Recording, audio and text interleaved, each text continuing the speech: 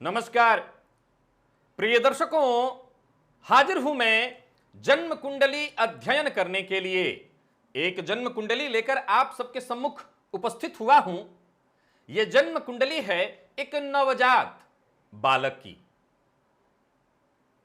अगर आप ज्योतिष प्रेमी हैं, अगर आपकी दिलचस्पी जन्म कुंडली अध्ययन में रहती है अथवा आपके घर में भी कोई नवजात बालक है, तो आज यह जन्म कुंडली अध्ययन का कार्यक्रम आपको बहुत कुछ बता जाएगा, बहुत कुछ सिखा जाएगा।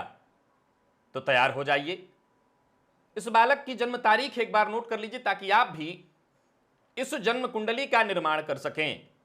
जन्म की तारीख है 26 मई 2020 और जन्म का समय है शाम 5:16 कैथल, हरियाणा। सबसे पहले एक सरसरी निगाह इस बालक के जन्मकालीन पंचांग पर डाल लेते हैं। मंगलवार के दिन इस बालक ने जन्म लिया। ज्येष्ठ मास में शुक्ल पक्ष की चतुर्थी तिथि को पुनर्वसु नक्षत्र के द्वितीय चरण में। देवगण मिथुन राशि वायु तत्व की राशि है और बुध इस राशि के राशिश होते हैं। वायु तत्वीय लग्न, वायु तत्वीय राशि अत्यंत श्रेष्ठ। प्रायः माता पिता अपने नवजात बालक को लेकर के बहुत चिंतातुर हो जाते हैं कि बालक का भविष्य कैसा होगा, ये क्या करेगा, कैसा करेगा। अतः सदैव वो ये एक प्रश्न पूछा करते हैं, यह कुंडली कैसी है, इस बच्चे का भविष्य कैसा है। अभी आज से लगभग 7-8 दिन पूर्व एक वीडियो बनाया था और मैंने बताया था कि प्रथम 4 वर्ष माता के किए गए कुछ पूर्व जन्म के पापों के कारण या पूर्व के प्रारब्ध के कारण, तो वहीं बाद के 4 वर्ष यानी 4-4-8 वर्ष, 4 वर्ष पिता के द्वारा किए गए कर्म या कुछ पापों के कारण, और बाकी के 4 वर्ष यानी 9 वर्ष से लेकर के 12 वर्ष तक बालक खुद की अपनी कुंडली और ग्रह स्थितियों के कारण बालक को नुकसान होता है। अब प्रायः माता पिता का जो स्वभाव होता है यह जानना कि क्या कहती है जन्म कुंडली, लेकिन एक जन्म कुंडली जो कि बालक की हो, बच्चे की हो, जातक की हो, आप उसमें क्या क्या देख सकते हैं, किन बातों पर विचार कर सकते हैं। निसंदेह अगर सामान्य बातें रखें तो यह तुला लग्न की कुंडली बनती है। ज्योतिष शास्त्र तुला लग्न को एक अत्यंत श्रेष्ठ लग्न मानता है। वायु तत्वीय लग्न है ये, और इस लग्न के लोग, जैसा कि आप जानते हैं, मुस्कुराकर अपना बना लेना, यह इस लग्न के जातक का स्वभाव होता है। लग्नपति का जाकर के कुंडली के अष्टम भाव में बैठना यह कोई दोषयुक्त बात नहीं हुई, क्योंकि यह काम मंगल और शुक्र किया करते हैं। वो लग्नेश और अष्टमेश, लग्नेश और षष्ठेश होते हैं। लग्नेश अगर अष्टम भाव में खुद की राशि में बैठे हैं तो जाहिर सी बात है, वो सूत्र आपने सुना होगा मुझसे कि जब अपने ही किसी दूसरे राशि में ग्रह बैठ जाए अपनी ही राशि में, तो अपने दूसरे भाव के बल को वो बलि करेगा। यानी लग्नपति होकर के अष्टम में बैठे शुक्र लग्न के बल को बलि करेंगे। यह प्लस पॉइंट हुआ। प्रिय दर्शकों, बालक की जन्म कुंडली, नवजात बालक की जन्म कुंडली में सबसे ज्यादा विचारणीय, जैसे कि मां बाप ने बच्चे का नामकरण भी नहीं किया, तो सीधी सी बात है, सबसे पहले तो यहीं से प्रारंभ करते हैं कि कैसा होना चाहिए नामकरण। एक तो आजकल जो प्रचलन में है कि जन्म राशि के आधार पर बच्चे का नामकरण कर देना चाहिए। जो राशि है यानी मिथुन राशि है तो मिथुन राशि पर मैंने इसका सदैव खंडन किया और उसके पीछे जितने भी तर्क थे वो सदैव आप सबके सम्मुख रखे, बाकायदा रखे, उदाहरण के साथ रखे। मैं सदैव कहा करता हूं जन्म राशि का नाम कभी नहीं रखना चाहिए। वो जन्म नाम विशेष कार्यों में, जैसे कोई विशेष यज्ञादि हो, विवाह आदि का कार्यक्रम हो, यात्रा इत्यादि में, वहां पर विचार करना चाहिए। बाकी बालक की एक अलग राशि होनी चाहिए, नाम राशि। और कारण क्या था, मैंने बताया था कि अगर मान लिया जाए बालक की जन्म राशि और नाम राशि दोनों एक ही हमने रख दिया और बालक को 7.5 लगी, तो सबसे पहले देखिए जन्म राशि के कारण वो अंदरूनी रूप से परेशान होगा और नाम राशि पर 7.5 होने के कारण वो बाहरी रूप से भी परेशान हो जाएगा। तो उसकी जिंदगी में बेहद परेशानी आ जाएगी। लेकिन अगर उसकी जन्म राशि अलग और नाम राशि अलग हो तो सकता है जन्म राशि के कारण वो अंदरूनी रूप से परेशान हो, लेकिन बाहरी रूप से अगर उसका काम ठीक ठाक चलता रहे तो कहीं ना कहीं उसको राहत मिलेगी। क्या नाम रखना चाहिए, तो मैंने कहा कि इसके लिए सबसे बेस्ट हो कि जातक की जन्म राशि से गिनकर 9वीं राशि, जातक की जन्म राशि से गिनकर 9वीं राशि, 9वीं राशि अर्थात भाग्य वाली राशि, अगर इस जातक की राशि को देखेंगे तो मिथुन राशि का है। 9 घर अगर आप आगे बढ़ेंगे, 9 राशि आगे गिनेंगे तो कुंभ राशि आ जाएगी। अब कुंभ राशि इसकी भाग्य राशि हुई, तो इसी राशि के आधार पर इसका नाम रखना चाहिए। इससे फायदा क्या होगा? अगर कल को ज्यादातर लोग क्या करते हैं, जब भी कोई व्यापार इत्यादि करना चाहें तो वो अपने नाम का प्रयोग करते हैं और वहीं पर उनको नुकसान हो जाता है। अगर उनकी जन्म राशि नाम राशि एक हुई तो जब बुरा वक्त चलेगा तो उनको, उनके कार्य को, सबको बुरा वक्त चलेगा। और एक और सूत्र मैंने बताया था कि नाम की बराबरी पर ही एक तरह से हो तो विकास हुआ हुआ, नहीं हुआ तो सामान्य जीवन। लेकिन अगर भाग्य से नाम जोड़ दिया जाए तो जातक अपने ही नाम पर कुछ काम करेगा तो उसके भाग्य का उसको सपोर्ट मिल जाएगा। तो सबसे बेहतर क्या होगा? कुंभ राशि से संबंधित इस बालक का अगर नाम रखा जाए तो वो सर्वाधिक श्रेष्ठ होगा। पहला सूत्र, पहला विषय कंप्लीट हुआ। इस बालक का नामकरण अगर भाग्य राशि से जोड़कर, यानी कुंभ राशि से जोड़कर रखा जाए तो ज्यादा बढ़िया होगा। भाग्य राशि अर्थात इसकी जन्म राशि से 9वीं राशि। अब आगे बढ़ते हैं, क्या विचार करना चाहिए होता है इस वर्तमान समय में। प्रिय दर्शकों, जातक के पिता ने 2-3 बातें लिखी जिसमें मैंने पहले ही खंडन कर दिया कि इन बातों का जवाब नहीं दिया जा सकेगा। जैसे उन्होंने पूछा कुंडली कैसी है, सामान्यतः मैं बताऊंगा उसको, बच्चे का स्वास्थ्य कैसा रहेगा, और साथ साथ इन्होंने ये भी पूछ लिया माता पिता का स्वास्थ्य कैसा रहेगा। इस समय तो इसके स्वास्थ्य के कारण, आपकी कुंडली के कारण इसके ऊपर असर पड़ने वाला है। इससे आप पर क्या असर पड़ेगा? आपका असर इस पर पड़ेगा। तो आप अपनी कुंडली को देखिए, आपकी कुंडली में कोई बुरा वक्त न चल रहा हो, क्योंकि आगे मैं जो बताने वाला हूं वो आप समझिएगा। आगे इनके पिता की एक चिंता लग्नेश का जाकर के अष्टम में, और वो भी सूर्य के साथ संबंध बनाना। मैं बता दिया, अभी उसी सवाल का जवाब दिया कि लग्नेश को यहां अष्टम का कोई दोष नहीं होगा, उसकी चिंता करने की आवश्यकता नहीं है। उन्होंने साथ साथ ये भी पूछ लिया बच्चे का करियर और बच्चे का मैरिज लाइफ। ये तो कहिए कि मुझे लगता है ये जानकार थे, सो यहीं तक इन्होंने इंड कर दिया, नहीं तो इसके बच्चे की स्थिति भी लोग पूछ डालते हैं, उचित नहीं है। मैंने इसीलिए वो सूत्र बताया था कि ये मैं नहीं, शास्त्रकार कहते हैं, ऋषि कहते हैं कि इतने नवजात बालक के बारे में हम कहने में सक्षम नहीं, कह भी दिए तो वो सही हो जाए इसकी कोई गारंटी नहीं है। अब कारण पर आइए। इस बालक को वर्तमान समय में देवगुरु बृहस्पति की महादशा चल रही है। जन्म लिया है इसने देवगुरु बृहस्पति की महादशा में। वो कैसे हैं? तो इस कुंडली में नीच राशि में वक्री हुए हैं। सूत्र, मेरे सूत्रों को जो लोग देखते आए हैं, मेरे पुराने वीडियोस को जो देखते आए हैं, उनके लिए कुंडली समझना बेहद आसान है। लेकिन अगर आपने नहीं देखा तो आपके लिए फिर मुश्किल होगा। वैसे तो सामान्य सूत्र कहता है कि अगर कोई ग्रह शुभ ग्रह है और नीच राशि में वक्री हो जाए तो उच्च के समान फल देने लगेगा। लेकिन बात तुला लग्न की कुंडली की चल रही है और यहां देवगुरु बृहस्पति सर्वथा अकारक होते हैं, सामान्य शब्दों में मारक होते हैं। अब मारक शब्द जैसे ही हम कहते हैं तो किसी के लिए भी यह भारी शब्द हो जाता है, माता पिता का डरना स्वाभाविक हो जाता है। मारक अर्थात मृत्यु। लेकिन मैंने इसके लिए भी एक शब्द कहा कि शास्त्र कहता है मारक का अर्थ सदैव मृत्यु न लिया जाए। क्यों? क्योंकि मारक का अर्थ विस्तीर्णता होता है, नाना प्रकार की परेशानी। मारक के ईश, अष्टम, षष्ठम इत्यादि भावों के स्वामी अकारक ग्रह उनको कहा मैंने, और कहा कि इनके स्वामी को मार्केश अथवा मारक कहा गया। इनकी महादशा कष्टदायी होती है, और मैंने कहा विस्तीर्णता, नाना प्रकार की परेशानियां। जीवन काल के प्रारंभिक अवस्था में यानी बाल्यकाल में और वृद्धावस्था में यह मारक विशेष विचारणीय हो जाता है, क्योंकि यही वो समय होता है जहां परेशानियां बढ़ती हैं। मध्यावधि में यह मारक विस्तीर्णता ही लाता है, यानी केवल और केवल परेशानियां ले आता है। यह बालक वर्तमान समय में मारक महादशा में चल रहा है। अब जरा देवगुरु बृहस्पति पर सीधे सीधे आ जाइए।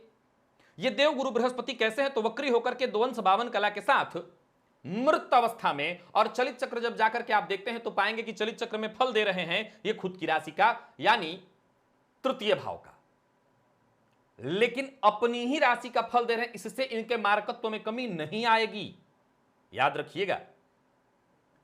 तो फिर क्या कोई विचारणीय तथ्य है? जी हां है। इस कुंडली का सर्वाधिक अकारक ग्रह देवगुरु को तो कहा दूसरे सर्वाधिक अकारक ग्रह मंगल बनेंगे, क्योंकि वो द्वितीय और सप्तम दोनों ही मारक भावों के स्वामी हैं। इस बालक को 27 मई 2026 से 3 मई 2027 27 मई 2026 से 3 मई 2027 के बीच पूरे 1 वर्ष के लिए गुरु की महादशा में मंगल का अंतर आएगा। यह समय निसंदेह परेशानियों को देने वाला होगा। निसंदेह बालक की सेहत पर इस काल का असर पड़ेगा। तो सवाल उठता है कि क्या मैं सीधा सीधा, अगर आप ज्योतिषी हैं और जन्म कुंडली का अध्ययन कर रहे हैं, तो आप यह कह सकते हैं कि यह बालक को पूर्णतः मारकेस चल रहा है? हां, अगर आपको डराना है तो आप कह सकते हैं, लेकिन अगर आपको ऐसा नहीं करना तो आप मेरे उस सूत्र को याद करिए जहां मैंने विभाजन किया था और कहा था कि अभी इतना घबराने की आवश्यकता नहीं, माता पिता की कुंडली भी मायने रखती है।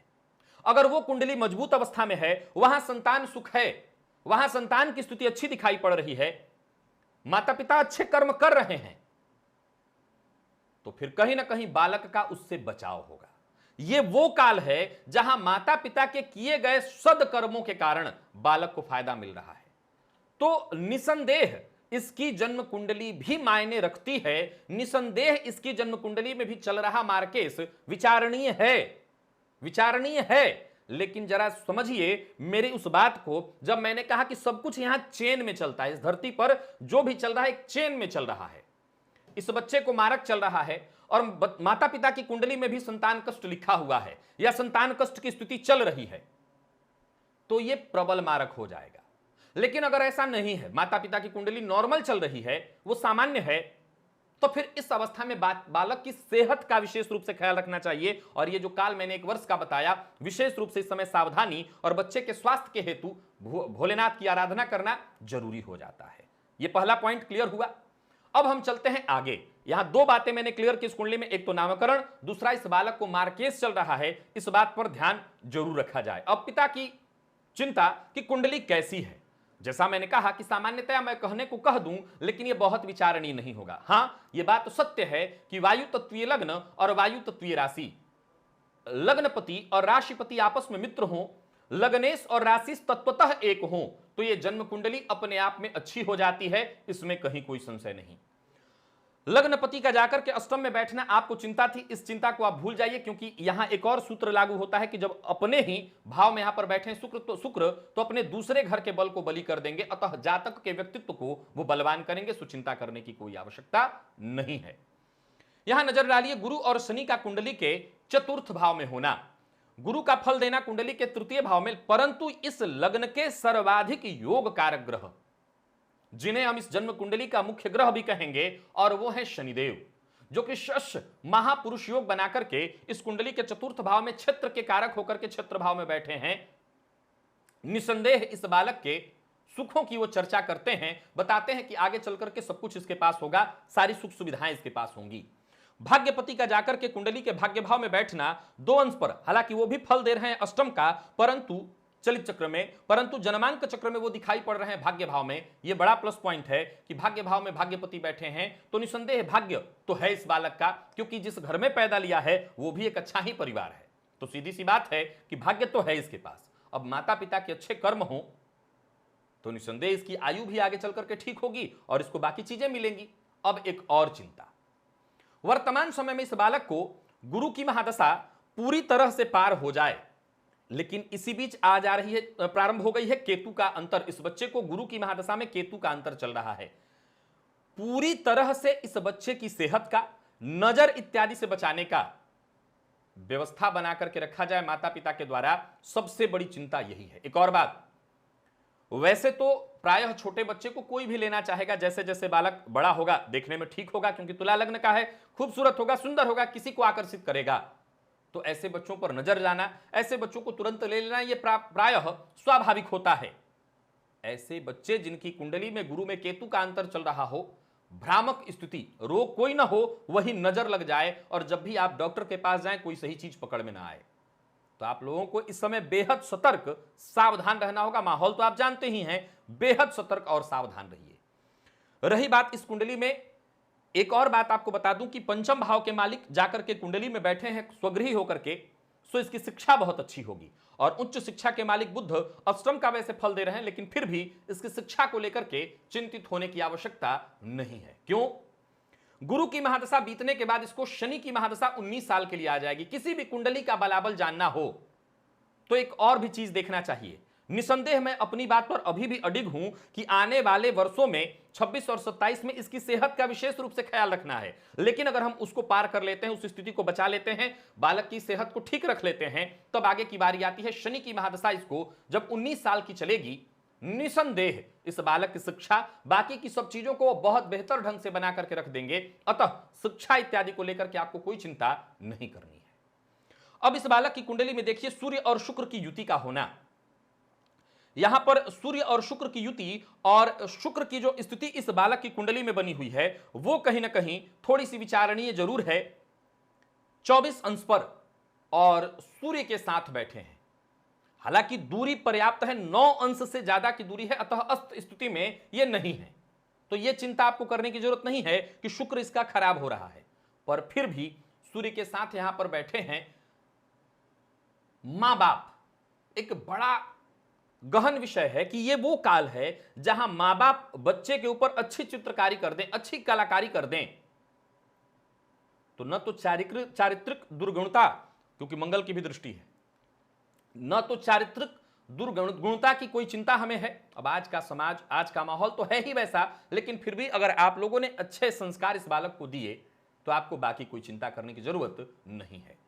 लाभेश इस बच्चे की कुंडली में जाकर के अष्टम भाव में और धनेश जाकर के कुंडली के पंचम भाव में बैठे हैं। द्वितीय भाव का स्वामी पंचम भाव में बैठे तो ऐसे बच्चे अच्छे उच्च कोटि के भाषणबाज होते हैं, अच्छी कला होती है उनके पास, बोलने की शैली वगैरह बहुत अच्छी होती है। करियर आपने पूछ दिया है, मुझे बताना नहीं चाहिए क्योंकि मैं अपनी जगह पर फिर वही बात लाके कहूंगा कि अभी एक ऐसा टाइम गुजरने वाला है जो पार करे पहले, इसके बाद ही चर्चा होगी। पर फिर भी वाणी से रिलेटेड कार्य जब ये बालक करे या ऐसी कोई शिक्षा ग्रहण करे जिस क्षेत्र में केवल और केवल बात की चर्चा होती है, यानी वाणी का प्रयोग होता हो, चाहे वो डॉक्टर बने, चाहे ज्योतिषी बने और चाहे वो वकील बने, चाहे वो कोई भी कंसल्टेंट शिक्षक बने, कुछ भी जिसमें परामर्श दे रहा हो, वो बात वाणी का प्रयोग कर रहा हो। और नहीं तो अगर आपकी व्यवस्था राजनीति की है तो राजनीति भी सही, हालांकि मैं जानता हूं कि उधर न आप ले जाएं, अगर ले जाएं तो भी दिक्कत नहीं होगी, पर फिर भी वो सारी चीजें ऐसी हैं कि जहां जाने की आपको आवश्यकता नहीं है। आपको अभी यहीं रुकना है और इस बच्चे की सेहत का विशेष ख्याल रखना है। सावधानी अभी से, ज्यादा कुंडली में किसी बात पर चर्चा करना, एक पॉइंट था जो मैंने क्लियर किया, शश महापुरुष योग है जो कि अपने आप में संपूर्ण कुंडली का विश्लेषण है, संपूर्ण कुंडली का। क्यों?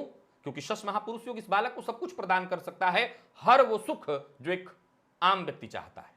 तो आपको बाकी कोई चिंता करने की आवश्यकता नहीं है। आप चिंता करिए इसकी सेहत का, बाकी सारी चीजों को भूलकर केवल और केवल इसकी सेहत की चिंता आपको अभी से प्रारंभ कर देनी है। क्या करना चाहिए? सबसे पहले तो माता पिता इस बच्चे के लिए सूर्य को अर्घ्य देना प्रारंभ करें, संकल्प लेकर के। न भी लेंगे संकल्प तो चलेगा, 12 वर्ष तक तो कम से कम, 8 वर्ष तक तो कम से कम आपके किए से ही इस बच्चे को मिल जाएगा, आपको संकल्प लेने की आवश्यकता नहीं होती है। अगर पूर्व का आपका कोई बच्चा न हो, जैसे ये 20 का है, कोई पहले का भी बच्चा हो, तब तो आपको संकल्प ले लेना चाहिए कि इसी बच्चे के लिए ले रहे हैं, इसी बच्चे के लिए कर रहे हैं। और ऐसा नहीं है तो फिर आपको कोई चिंता करने की आवश्यकता नहीं। तो एक तो सूर्य को अर्घ्य दे दीजिए। दूसरा, जो डेट मैंने बताया उस डेट पर इस बालक के निमित्त महामृत्युंजय मंत्र का जप खुद से या ब्राह्मण के द्वारा ही कराना पड़ेगा, क्योंकि मात्रा थोड़ी ज्यादा रखनी होगी। उस समय लगभग 51,000 की संख्या अगर आप जपवा करके और दशांश हवन तर्पण मार्जन करा दें तो इस बालक की सुरक्षा हो जाएगी। तो सवाल उठता है कि बहुत पहले कराएं या उसी समय कराएं? थोड़ा पहले करा लीजिएगा, थोड़ा पहले करा लीजिएगा। डेट जो मैंने बताया उससे पहले आप लोग कर लीजिएगा ताकि इसकी सेफ्टी तय हो। तो क्या तब तक हम इंतजार करें? नहीं, अभी से आप लोगों को, क्योंकि चल तो रहा है, गुरु की महादशा इस बालक को जारी है, तो गुरु की महादशा इसके लिए ठीक तो नहीं कही जा सकेगी। सो अभी से ही अपने बच्चे के लिए अपने से आप लोग खुद भोलेनाथ की आराधना करिए, शिव जी के मंदिर में जाना, शिव जी का अभिषेक इत्यादि करना, ये करते रहिए, इससे फायदा मिलेगा। नजर इत्यादि उतारना प्रायः महिलाएं जानती हैं, घर की जो बुजुर्ग महिलाएं हैं उनसे प्रायः वो इस बच्चे का नजर उतारा करें। एक और बात, सेहत में विशेष करके 2021 के अगस्त तक तनिक भी मामूली भी कोई अंतर दिखाई पड़े, कुछ भी, तो आप लोग डॉक्टर के संपर्क में रह रहे होंगे, मैं जानता हूं आपको विशेष रूप से रहना होगा, क्योंकि यही वो काल है जहां भ्रामक स्थिति उत्पन्न होगी, भ्रम तय नहीं होगा कि हो क्या रहा है। तो इस पर भी आप लोगों को विशेष ध्यान रखना होगा। फिर जैसे जैसे ये समय एक बार पार हो जाए तब फिर आप निश्चिंत हो जाइए। इस बच्चे की कुंडली की स्थिति इतना तो कहती ही है कि शश महापुरुष योग लगनेश भाग्येश भाग्य भाव में बैठे हैं, सब कुछ बढ़िया है, सब कुछ बहुत बढ़िया है। और बाकी तुला लग्न की कुंडली अपने आप में बेहद श्रेष्ठ कुंडली होती है। तो ये मुश्किल से 3 उपाय मैंने आपको बताए, वो आपको कर देना है। इतने से ही इस बालक की सुरक्षा तय हो जाएगी। आप इतना करके इस बच्चे की सुरक्षा तय करिए। बाकी आपको अभी और कुछ सोचने की आवश्यकता नहीं है। क्या करेगा, कैसा करेगा, मैरिज लाइफ, बच्चा इत्यादि, ये सब कुछ भूल जाइए। ये सारी चीजें विचार भी नहीं करनी चाहिए, इस समय करनी ही नहीं चाहिए। सिर्फ सेहत बस। तो प्रिय दर्शकों, आज एक नवजात बच्चे की जन्म कुंडली का मैंने अध्ययन किया, नामकरण किया मैंने इसका किस राशि से होना चाहिए। इसके बाद मारक, क्यों जन्म कुंडली का अध्ययन करना चाहिए, क्योंकि ऐसी स्थिति हो तो उसके लिए हम पहले से तैयार हो जाएं, क्योंकि यहां चूक गए तो फिर मुश्किल हो जाएगी। तो यहां पर आप चूक नहीं सकते। तो इस समय में अभी से माता पिता अगर लग जाएं, ध्यान दें, तो इस बच्चे की सेफ्टी तय कर सकते हैं, सुरक्षा इसकी तय कर सकते हैं। इसलिए जरूरी होती है जन्म कुंडली का अध्ययन इस समय में, न कि इस समय में इसलिए जानना कि हमको ये जान लेना है, वो जान लेना है, बिल्कुल नहीं। इस समय सिर्फ ये जानना है कि इसकी सेहत कैसी रहने वाली है। अब आपने जब ये जान लिया तो आप इसकी सुरक्षा तय कर सकते हैं। फिर भी अगर आपके मन में इस जन्म कुंडली को लेकर के कोई चर्चा, कोई विमर्श, कोई अच्छी बात समझ में आ रही हो, जो कि आप कहना चाहते हो, स्वागत है आपका कमेंट में।